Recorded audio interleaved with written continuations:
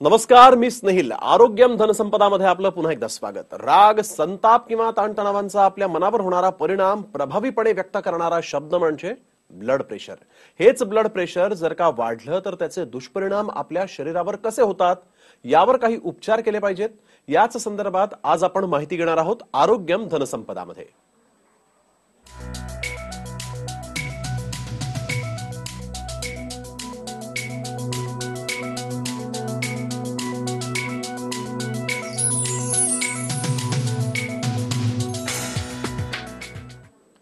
आजचा आपला विषय आहे अतिरक्तदाब आणि माधवबागचे उपचार. आणि यावर अधिक माहिती देण्यासाठी आपल्या सोबत आहेत डॉक्टर प्रणित आंबुलकर. सर, स्वागत आपलं आरोग्यम धनसंपदामध्ये. तर हा कार्यक्रम सुरू करण्याच्या आधी डॉक्टरांची देखील थोडक्यात ओळख करून घेऊया. डॉक्टर प्रणित आंबुलकर हे BAMS MD तसंच PhD आहेत. ते माधवबागमध्ये 5 वर्षांपासून कार्यरत असून माधवबागमध्ये प्रोडक्ट डेव्हलपमेंट विभागाचे ते प्रमुख आहेत. आतापर्यंत त्यांनी आरोग्य विषयक आणि जनजागृतीसाठी अनेक व्याख्यानं देखील दिलेली आहेत. आंतरराष्ट्रीय स्तरावरील आरोग्य विषयक मासिकांमधून अनेक लेख त्यांनी लिहिलेले आहेत. आतापर्यंत त्यांचे 12 रिसर्च पेपर विविध नॅशनल तसंच इंटरनॅशनल जर्नल्समध्ये प्रकाशित देखील झालेले आहेत. त्यांच्या रिसर्चवर आधारित 5 पुस्तकं जर्मनीमधून प्रकाशित झालेली आहेत. विविध आजारांवर आयुर्वेदातील नवनवीन औषधांचा शोध तसंच निर्मिती या कामात त्यांचा हातखंडा आहे.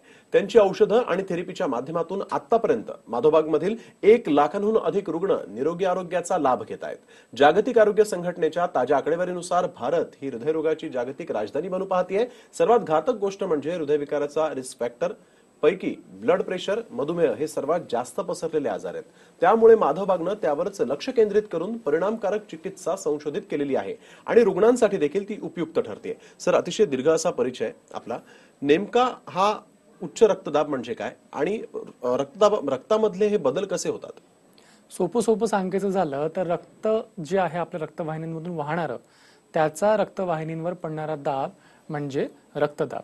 हा नॉर्मली 120-80च्या दरम्यान असतो आणि विविध कारणांनी हा रक्तदाब वाढणं, त्याच प्रकारे कमी होणं सुद्धा नैसर्गिकरित्या होणं अपेक्षित आहे.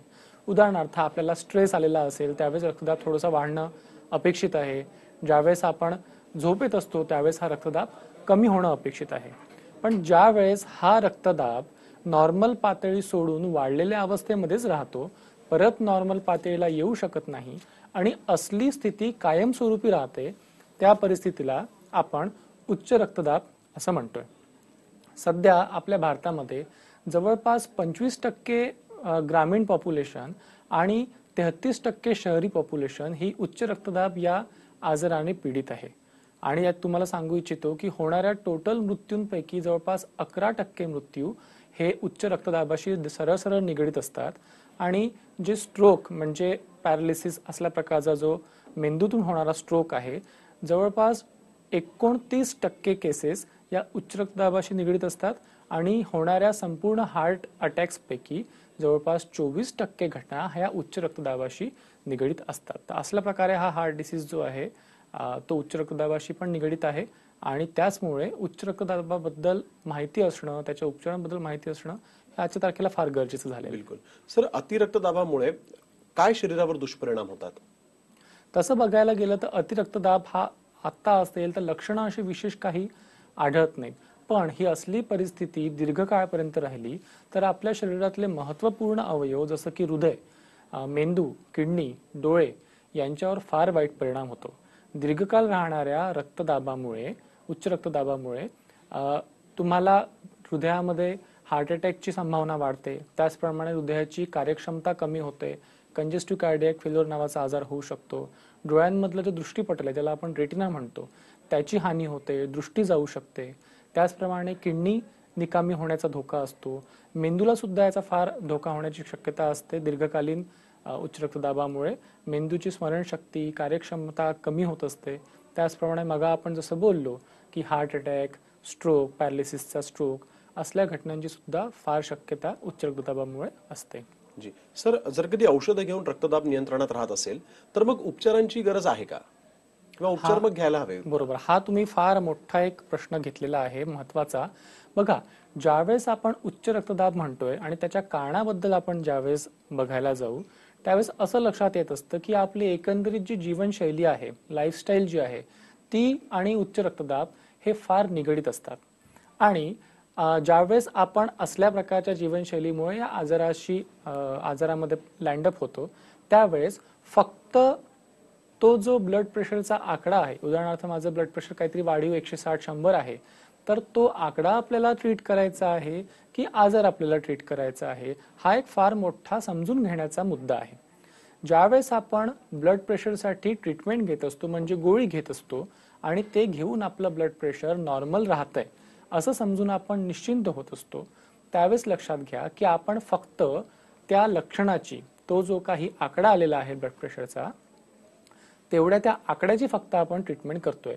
आणि हे ब्लड प्रेशर वाढण्याच्या मागे जे मूलभूत कारणं आहेत त्यांना आपण कदाचित हात पण घातलेला नसतो. आणि या ठिकाणी मला आणखी एक सांगायला आवडेल की रक्तदाब, उच्च रक्तदाब हा काही एकटा आलेला व्याधी नसतो, हा आपल्या लाईफस्टाईल मधून आलेला आहे. त्यामुळे ज्यावेळेस रक्तदाब आपल्याला वाढलेला आहे त्याच वेळेस भरपूर शक्यता ही असते की असोसिएटेड इतर लाईफस्टाईल जनरेटेड डिसऑर्डर्स, म्हणजे जीवनशैलीजन्य व्याधी, हे सुद्धा तुमच्या शरीरामध्ये यांनी मूळ धरलेलं असण्याची संपूर्ण शक्यता आहे.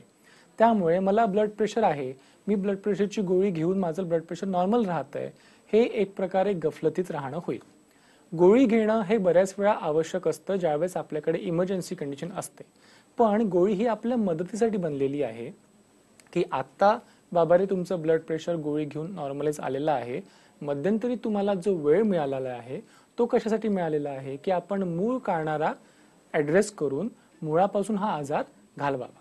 आता जसं तुम्ही विचारताय की गोळी घेऊन माझा आजार व्यवस्थित राहतोय, तर मग मला ट्रीटमेंट करण्याची गरज आहे का? असं समजूया की आपण एका होडीत बसलेलो आहे, त्या होडीला खालून एक छिद्र आहे ज्यातून पाणी येत आहे, ते छिद्र म्हणजे हायपरटेन्शनचा व्याधी, ब्लड प्रेशरचा व्याधी, आणि आपण जी गोळी घेतोय ते म्हणजे बादलीने घेऊन पाणी बाहेर टाकणे. जोपर्यंत तुम्ही आयुष्यभर बादलीने पाणी बाहेर टाका, कदाचित तोपर्यंत तुमची होडी बुडणार नाही. पण इतर काही संकट आले आणि त्याच्यामध्ये तुमच्या होडीला असलेलं छिद्र, म्हणजे ब्लड प्रेशरच्या आजारामागे असलेले मूळ कारण, यांना समजा तुम्ही ऍड्रेस केलेलं नसेल तर ती परिस्थिती आपल्यासाठी घातक होऊ शकते. सांगायचं तात्पर्य हे की ब्लड प्रेशर या आजाराच्या मुळाशी जाऊन मुळापासून हा आजार काढून टाकण्यासाठी प्रयत्न करणं हे नेहमीच फायदेशीर आपल्यासाठी ठरणार आहे. आणि आपण जी गोळी घेऊन समाधान मानतोय की याच्याने माझा आजार बरा होतोय, लक्षात असू द्या आपण फक्त लक्षणांवरती आणि त्या आकड्यांवरती काम करतोय. आजारांवर काम करायचं असेल तर आपल्याला मुळापासून काम करणं गरजेचं आहे आणि ते रेकमेंडेड आहे. बिलकुल सर, सध्या रक्तदाब तपासण्यासाठी कोणती पद्धत किंवा कोणती तपासणी उपयुक्त आहे? सध्या आपण जसं बघतोय की रक्तदाब तपासण्यासाठी स्फिग्नोमॅनोमीटरनी रक्तदाब तपासला जातो. पण या ठिकाणी एक छोटासा मुद्दा मांडायला आवडेल मला की एक वेळा मी रक्तदाब तपासला आणि तो जास्त निघाला म्हणजे मला आजार आहे अशातला भाग नसतो. ज्यावेळेस वारंवार तपासूनही तो रक्तदाब तसल्याच प्रकारचा वाढीव आपल्याला आढळत असेल तर आपल्याला कळतो की हो, हा रक्तदाब हे तात्पुरतं नसून तो एक आजाराचा भाग आहे. आणि मुख्य दुसरा एक मुद्दा असा आहे की दिवसा आपला जो काही रक्तदाब असतो किंवा दवाखान्यात गेल्यावर तपासल्यावर जो रक्तदाब निघतो तो रक्तदाब, आणि नंतर रात्री किंवा घरी गेल्यावर झोपल्यावरती आपल्याला असलेला रक्तदाब, हे दोन आकडे आपल्या रक्तदाबामुळे आपल्या आयुष्यावरती होणारी हानी, आपल्या शरीरावरती होणारी हानी हे सांगण्यासाठी महत्त्वपूर्ण असतात. हे तपासण्याचे मग आपल्याकडे काय साधन आहे तर ॲम्ब्युलेटरी बीपी मॉनिटरिंग, म्हणजे 24 तास रक्तदाब तपासण्याचं यंत्र, हे सध्याच्या काळामध्ये रक्तदाबाचं निदान करण्यासाठी सगळ्यात उपयुक्त असं साधन आपल्याकडे आहे. यांनी काय होतं की दर अर्ध्या तासाला आपला रक्तदाब तपासला जातो. म्हणजे मी कामावर जात असताना, मी सायंकाळी घरी आलेलो असताना, मी रात्री झोपलेलो असताना, मी सकाळी उठताना माझा रक्तदाब कशा प्रकारे चढ आणि उतार होतो हे आपल्याला त्याच्यातून कळतं. आणि केवळ एक वेळा दवाखान्यात जाऊन रक्तदाब तपासणे याच्यापेक्षा फार जास्त महत्त्वाची माहिती आपल्याला या 24 तास रक्त तपासण्याच्या यंत्रावरून कळते. उदाहरणार्थ, रात्रीला जो नैसर्गिकपणे आपला रक्तदाब कमी व्हायला हवा होता तसला प्रकारचा रक्तदाब समजा आपला कमी होत नसेल तर ही परिस्थिती फार जास्त प्राणावर बेतण्यासारखी भविष्यात जाऊन होऊ शकते. तर असल्या प्रकारच्या ज्या छोट्या छोट्या बाबी असतात ज्या सर्वसाधारण तपासणीमधून सुटतात त्या ABPM, ॲम्ब्युलेटरी बीपी मॉनिटरिंग या तपासणीच्या प्रक्रियेतून निदर्शनात येतात आणि योग्य वेळी त्याची काळजी घेतली जाऊ शकते. त्यामुळे ABPM ही एक सगळ्यात छान उपयुक्त अशी तपासणी आपण BP साठी सांगू शकतो. जी बिलकुल सर, तुम्ही रक्तदाब काय आणि कशा पद्धतीने तो होतो ते अगदी योग्य पद्धतीनं समजावून सांगितलेलं आहे. पण सर, माधवबागमध्ये जर कधी उपचार घ्यायचे असतील तर मग माधवबागच्या उपचारांनी हा रक्तदाब जो आहे तो कसा नियंत्रणात राहतो, तो योग्य पातळीवर कसा राहतो? बरोबर. जसं आपण मगा बोललो की हा जो उच्च रक्तदाब हा व्याधी आहे, याच्या मुळाशी आपली लाईफस्टाईल हा एक फार मोठा घटक आहे. तर आपल्या माधवबागमध्ये जी उपचार पद्धती केल्या जाते त्याच्यामध्ये 3 घटक असतात. एक म्हणजे कारणीभूत असलेली लाईफस्टाईल, त्याच्यामध्ये सुधारणा करणं. दुसरं, या उच्च रक्तदाबाच्या परिस्थितीमुळे शरीरावरती जे परिणाम घडतायत, म्हणजे रक्तवाहिन्यांची जी हेल्थ, जे आरोग्य कमी होतंय किंवा हृदय, इतर अवयव यांच्यावर जो दुष्परिणाम होतोय त्यांना दुरुस्त करणं, त्यांना रिव्हर्स करणं. त्याचप्रमाणे आहार हा जो आपल्या लाईफस्टाईल मधला महत्वाचा घटक आहे त्याला आपण योग्य करणं. त्याचप्रमाणे भविष्यामध्ये हा आजार पुन्हा येऊ नये, पुन्हा वाढू नये, त्याच्यासाठी प्रिव्हेंटिव्ह मेजर्स घेणं, असल्या 4 टप्प्यांमध्ये माधवबागमधली उपचार पद्धती होत असते. पैकी जी ऍक्टिव्ह उपचार पद्धती आहे, जी माधवबागमध्ये आपल्याला करायला लागते, ते 4 भाग असतात. त्याच्यामध्ये पंचकर्मावरती आणि क्लासिकल आयुर्वेदिक उपचार पद्धतीवर आधारित आपण ट्रीटमेंट करत असतो. याद्वारे काय होतं की रक्तदाबामुळे रक्तवाहिन्यांवर आणि हृदयावरती जे दुष्परिणाम झालेले आहेत ते दुरुस्त करण्यात येतात आणि आपलं शरीर वाढीव रक्तदाब, जो की नॅचरल प्रोसेस आहे की योग्य वेळी वाढावा, योग्य वेळी कमी व्हावा, त्यासाठी आवश्यक असलेली रक्तवाहिन्यांची लवचिकता, रक्तवाहिन्याच्या आतमधला जो थर आहे, प्रोटेक्टिव्ह लेअर असते त्या ठिकाणी, एंडोथिलियम म्हणतात, तिची योग्य तशी हेल्थ. त्याचप्रमाणे हृदयाची हेल्थ, जी की हृदय आपलं रक्तपंप करत असतं आणि रक्तदाब या घटकामध्ये हृदयाच्या स्वास्थ्याचा फार मोठा भाग आहे. तर रक्तवाहिन्यांची हेल्थ आणि हृदयाची हेल्थ ही रिस्टोर करणं, ही पूर्ववत आणणं आणि शरीराची नैसर्गिक क्षमता रक्ताचा दाब वाढवणे आणि कमी करणे आणि योग्य पातळीत ठेवणे, ही करण्यासाठी आपण माधवबागच्या पंचकर्मावरती आधारित उपचार पद्धती या ठिकाणी उपयोगात येत असतात. सोबतच आहाराबद्दल आपण बोलतोच आहे. तर आहार जो आहे मोठा घटक आहे आपल्या लाईफस्टाईल मधला आणि आपल्या आहारामधलं सोडियमचं आणि पोटॅशियमचं प्रमाण योग्य मात्रेत राहावं, जेणेकरून हा रक्तदाबाचा आजार भविष्यात पुन्हा डोकं वर काढू नये, यासाठी आपल्याला त्या ठिकाणी मार्गदर्शन मिळतं. खास करून उच्च रक्तदाबाच्या पेशंटसाठी GoBP नावाचं अगदी संतुलित वैज्ञानिक दृष्ट्या बनवलेलं डाएट किट आपण आपल्याकडे पेशंट्सला खाण्यासाठी वापरण्यासाठी देत असतो.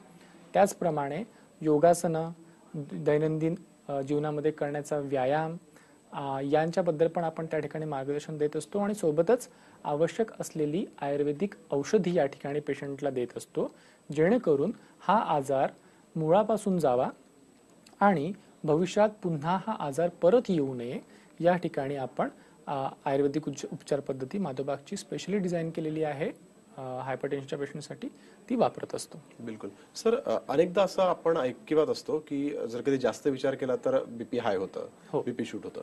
मग या अति विचाराचा किंवा ताणतणावांचा या उच्च रक्तदाबाशी काय संबंध आहे? ज्यावेळेस आपण फार जास्त विचार करतो किंवा स्ट्रेसमध्ये असतो, टेन्शनमध्ये असतो, आपलं शरीर त्या ठिकाणी अशा प्रकारे बनलेलं आहे की आलेला ताणतणाव, आलेलं संकट आपण असं म्हणूया, त्या संकटाला आता सामोरं जाण्यासाठी शरीराला तयारीत करायला लागते. त्यापैकी एक भाग म्हणजे रक्तदाब वाढणे. पण आजकालची जशी आपली लाईफस्टाईल आहे, आलेलं संकट आपलं बहुतांशपणे मानसिक असतं, फिजिकली आपल्याला ऍक्ट आउट करायला लागत नाही. त्यामुळे हा बिल्डअप झालेला, तयार झालेला जो ब्लड प्रेशर आहे तो कुठेही वापरला जात नाही आणि त्याचा दीर्घकालीन ताणाचा आपल्या रक्तवाहिन्यांवर आणि हृदयांवर वाईट परिणाम होतो. त्यामुळे हा असल्या प्रकारचा ताणतणाव आपल्याला नेहमी होत असेल आणि तो ताणतणाव इतर दुसऱ्या कुठल्या सोयीस्कर पद्धतीने, योगासनं किंवा खेळ, व्यायाम इत्यादी पद्धतीने तो जमा झालेला ताण आपण वाट मोकळी करून देणार नसू, तर हा सगळा ताण आपल्या हृदयावर आणि रक्तवाहिन्यांवरती शोषला जातो आणि त्याला रिस्पॉन्स म्हणून ही रक्तवाहिनी जी असते ती आकुंचित होते आणि आतला रक्तदाब वाढीला लागतो. आणि असली कंडिशन नेहमीच राहिल्यास, वारंवार असल्या प्रकारचा ताणतणावाला तुम्ही समोर जात असाल आणि योग्य व्यवस्थापन ताणतणावाचं करू शकत नसाल, तर नक्कीच हा ताणतणाव भविष्यामध्ये उच्च रक्तदाब आणि हृदयविकार इतरही बरेचसे प्रॉब्लेम्स यांच्यामुळे हे होऊ शकतात. सर, सतत गोळ्या घेणं किंवा सतत औषधं या उच्च रक्तदाबाची घेणं, या औषधांनी देखील दुष्परिणाम होतात शरीरावर? हो, बघा, ज्यावेळेस आपण केमिकली प्रिपेअर्ड औषधं घेत असतो त्यावेळेस औषधांचे ज्याप्रमाणे शरीरावरती परिणाम होतात त्याचप्रमाणे दुष्परिणाम पण होतात. तर ज्यावेळेस आपल्याला परिणाम हे जास्त श्रेयस्कर वाटतात दुष्परिणामांपेक्षा, त्यावेळेस आपण औषधांना प्रिफर करतो. तर ज्याप्रमाणे मग आम्ही होळीचं उदाहरण दिलं त्याप्रमाणे औषधं ही एक तात्पुरतं व्यवस्थापन आहे. सध्या आपण जी बीपीची गोळी घेतो ती बीपीची गोळी घेतल्याने कायमस्वरूपी कधीही आजार निघून जात नाही, तो तेवढ्यापुरता दाबण्यात येतो. त्यामुळे काय होतं की माणूस दुर्लक्ष करतो आपल्या आजाराच्या मुळाकडे. गोळी घेऊन माझं काम होतंय ना, मग मी का मेहनत घ्यावी, का व्यायाम करावा, का डाएटवर लक्ष द्यावं, का ताणतणावाचं व्यवस्थापन करावं, असल्या प्रकारे माणसाचं स्वतःच्या तब्येतीकडे दुर्लक्ष होतं आणि हे होणारं दुर्लक्ष हा सगळ्यात मोठा दुष्परिणाम आहे. त्यामुळे ज्यावेळेस अत्यंत इमर्जन्सी प्रकार असेल त्यावेळेस औषध घेणं हे श्रेयस्कर पण आहे, पण त्यानंतर स्वतःची तब्येत नैसर्गिकरित्या लेवलमध्ये राहील, ब्लड प्रेशर आणि इतर पॅरामीटर्स नैसर्गिकरित्या बरे राहतील याच्यासाठी प्रयत्न करणं अत्यंत आवश्यक आहे. आपण गोळ्यांवर विसंबून राहणार असू तर नक्कीच ही कंडिशन पलीकडे आपल्या आरोग्यासाठी घातक ठरणार आहे. बिलकुल सर, मला आणखीनही प्रश्न तुम्हाला विचारायचे आहेत, परंतु आता वेळ झाली एका छोट्याशा ब्रेकची. पण ब्रेकवर जाण्याआधी तुम्हाला एक आठवण करून देत आहोत की माधवबागची कार्डियाक रिस्क असेसमेंट टेस्ट जी आहे ती तुम्ही देखील करून घेऊ शकता. आणि त्यासाठी तुम्हाला फक्त एक मिस कॉल द्यायचा आहे 022-399-66-066 या क्रमांकावर.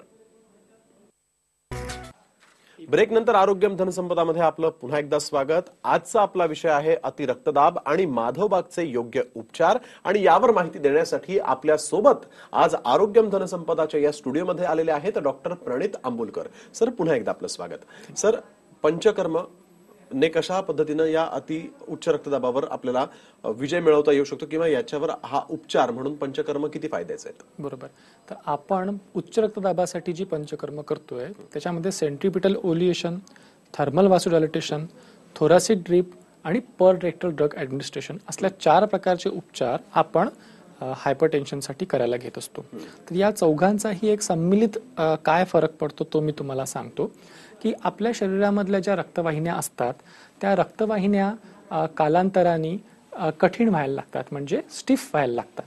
त्यांच्यासाठी आपलं लाईफस्टाईल आणि डाएट, व्यायामाचा अभाव, लठ्ठपणा, ताणतणाव इत्यादी अनेक कारणं असतात. काही कारणं मॉडिफायबल असतात, म्हणजे सुधारता येण्याजोगी असतात. काही कारणं जी असतात उदाहरणार्थ अनुवांशिकता वगैरे ती सुधारता येण्यासारखी साहजिकतच नसतात. तर जी मॉडिफायबल कारणं आहेत ती कारणं सुधारण्यासाठी आवश्यक असलेली क्षमता आपल्या शरीरामध्ये यावी. त्याचप्रमाणे आत्तापर्यंत उच्च रक्तदाबामुळे आपल्या रक्तवाहिन्यांचं, हृदयाचं जे काही नुकसान झालेलं असेल, बघा, हे नुकसान जे आहे ते आपल्याला लक्षणं फार उशिरा कळतात बरेच वेळा. हे नुकसान जे आहे हे आतल्या आत होत असतं, लक्षणं प्रकट व्हायला भरपूर वर्ष जातात. त्यामुळे हे जे काही नुकसान आतल्या आत होतंय ते भरून निघण्यासाठी ही पंचकर्म उपचार पद्धती आपल्याला उपयोगात येत असते. मगाशी बोलल्याप्रमाणे रक्तवाहिन्यांची लवचिकता वाढते, त्यामुळे ज्यावेळेस रक्तदाब वाढतो त्यावेळेस तो अवशोषित करून घेण्याची क्षमता आणि ज्यावेळेस रक्तदाब कमी होतो त्यावेळेस त्याला योग्य मात्रेमध्ये मेंटेन करण्याची क्षमता ही रक्तवाहिन्यांमध्ये येते. हृदय जो आहे आपल्या शरीरातला रक्त पंप करणारा ऑर्गन आहे. हृदय किती प्रमाणामध्ये, किती ताकदीने रक्त पंप करतोय याच्यावर पण पलीकडे होणारं रक्तदाबाचं नियमन अवलंबून असतं. तर ज्यावेळेस आपल्या हृदयाकडे संपूर्ण व्यवस्थित कार्यक्षमता आहे त्यावेळेस हृदय योग्य दाबाने रक्त पंप करतं आणि रक्तवाहिन्यांना स्वतःहून तो रक्तदाब मेंटेन करण्यासाठी विशेष प्रयत्न घ्यायला लागत नाही. त्यामुळे आपलं हृदय समजा हेल्दी असेल, स्वस्थ असेल, तर अनावश्यक वाढणारा रक्तदाब हा त्या ठिकाणी आपला टाळता येऊ शकतो. तर अशा प्रकारे पंचकर्मामुळे रक्तवाहिन्यांची हेल्थ वाढते, हृदयाची कार्यक्षमता वाढते. आपल्या शरीरामध्ये सिम्पॅथेटिक नर्वस सिस्टीम नावाची एक नर्वस सिस्टीम असते जी ताणतणाव, स्ट्रेस, एन्झायटी, झोप न येणे इत्यादी सर्व कारणांशी निगडीत असते. तर हे जे पंचकर्मावर आधारित उपचार आहेत त्यांच्यामुळे ही सिम्पॅथेटिक नर्वस सिस्टीम शांत होते आणि त्या योगे होणारा हायपरटेन्शन, उच्च रक्तदाब हा नियंत्रणात येतो. पर रेक्टल ड्रग ॲडमिनिस्ट्रेशन नावाची जी आपली उपचार पद्धती आहे पंचकर्मातली, त्यांच्यानी आपण औषधं जी देतो ती अत्यंत कमी वेळामध्ये म्हणजे अगदी 6 तासामध्ये काम करायला सुरुवात करतात. बऱ्याच वेळा आपण असं म्हणतोय की आयुर्वेदातले उपचार वेळ घेतात काम करण्यासाठी, पण ही जी उपचार पद्धती आहे ती लगेच 6 तासात काम करायला सुरुवात करते आणि त्यात वापरलेली औषधद्रव्ये आहे ती शरीरामध्ये चांगल्या प्रकारे अवशोषित होतात आणि लगेच आपलं काम करायला सुरुवात करतात. तर अशा प्रकारे हे जे पंचकर्म उपचार पद्धती आहे ती आपल्या रक्तदाबावरती काम करते आणि सोबतच हृदयावर पण काम करते, कारण की रक्तदाब हा एकटा येत नसतो, तो ग्रुपमध्ये येतो. 3-4 वेगवेगळ्या प्रकारचे आजार यांच्या ग्रुपमध्ये येतो आणि समूळ रक्तदाबाचं कारण ताणतणाव असेल, जीवनशैली असेल आणि उच्च रक्तदाबामुळे झालेले शरीरातले बदल असतील ते रिव्हर्स करणं असेल, या सर्व प्रकारे पंचकर्म चिकित्सा जी आहे कॉम्प्रिहेन्सिव्हली आपल्या रक्तदाबावरती उपचार करण्यासाठी हेल्प करत असते. बिलकुल सर, एबीपीएम या टेस्ट बद्दल तुम्ही मागे बोलला होता, त्या संदर्भात जरा मला सांगाल का? अगदी आपल्याकडे 1 मिनिट उरलाय. ओके. एबीपीएम ही रक्तदाब मोजण्याची उपचार पद्धती आहे. 24 तास कंटिन्यूस आपल्याकडचा रक्तदाब याच्यामध्ये मोजला जातो. बऱ्याच वेळा आपण मोजलेला रक्तदाब, क्लिनिकमध्ये जाऊन मोजलेला रक्तदाब हा उपयुक्त नसतो आणि आपल्याला असलेलं हायपरटेन्शन व्यवस्थितपणे मॅनेज होण्यासाठी योग्य निदान, योग्य डायग्नोसिस होणं गरजेचं आहे. त्यासाठी एबीपीएम, ॲम्ब्युलेटरी बीपी मॉनिटरिंग सिस्टीम ही तपासणीची पद्धत माधवबागमध्ये उपलब्ध आहे. याद्वारे समजा आपण आपलं बीपीची तपासणी करून घेतली तर अगदी योग्य प्रकारे आपल्याला आपलं ब्लड प्रेशर दिवसाच्या कुठल्या वेळी कुठल्या प्रकारे चढ उतार होतोय आणि आपल्याला कशा प्रकारे उपचार घेतल्याने या बीपी पासून आपल्या शरीराचं रक्षण करण्याची मार्ग मिळेल त्याच्यातून स्पष्ट होतं. त्यामुळे ॲम्ब्युलेटरी बीपी मॉनिटरिंग सिस्टीमद्वारे ब्लड प्रेशरची तपासणी करून घेणं फार श्रेयस्कर आहे. नक्कीच. खूप खूप धन्यवाद डॉक्टर, तुम्ही इथे आलात आणि आमच्या प्रेक्षकांना बहुमूल्य असं मार्गदर्शन केलं त्याबद्दल. थँक्यू. तर अचूक आणि योग्य निदान तसंच आहारासंदर्भात उपयुक्त असं गो बीपी डाएट किट जे आहे ते आणि गुणकारी अशी औषधं तसंच उपचार यांच्या मदतीनं अनेक रुग्णांवर यशस्वी उपचार जे आहेत ते माधवबागच्या डॉक्टरांनी केलेले आहेत. जर आपण देखील या आजारांशी लढत असाल तर नक्कीच माधवबागला भेट द्या. आरोग्यम धनसंपदामध्ये आज आपण इथेच थांबूया. पुन्हा भेटूया एका नवीन विषयासह. तोपर्यंत पाहत राहा TV9 मराठी.